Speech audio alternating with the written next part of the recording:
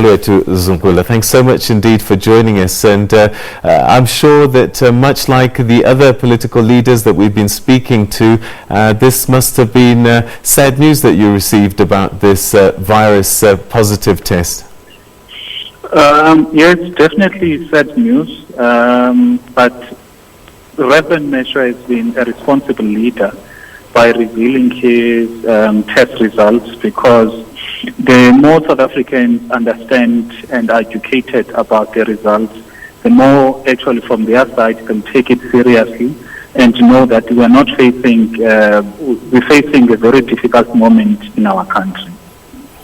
And also, I guess what happens from now is quite important, because most of the time, most of the story that's being told is getting the virus and also the statistics of those people that die. But by and large, people do recover and make it through. Definitely.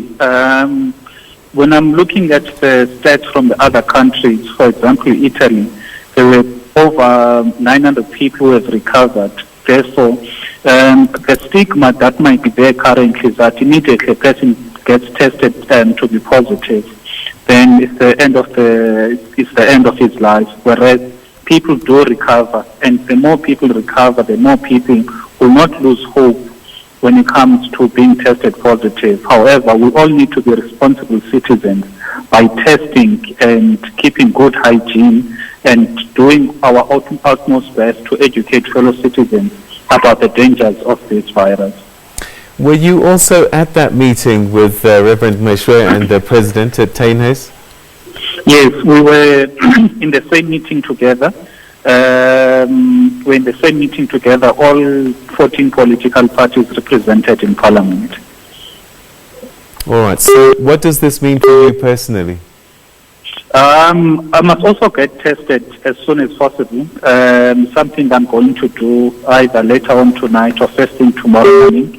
Even though I'm not having any signs or symptoms of the virus, but to be responsible, I need, because I've been exposed to a person who's recently tested positive. Therefore, as a responsible citizen, I also need to go and test, so that I do not endanger those around me. All right, and perhaps finally, your message to the nation, to people out there as we start coming towards the end of day one of this national lockdown. South African citizens, these regulations, particularly the lockdown, has been effected in the best interest of the country, because when people move around, that's when the disease, people get to infect one another. I want to appeal to the citizens to respect and comply with these regulations, because they're done in the interest of preserving the lives of South Africans.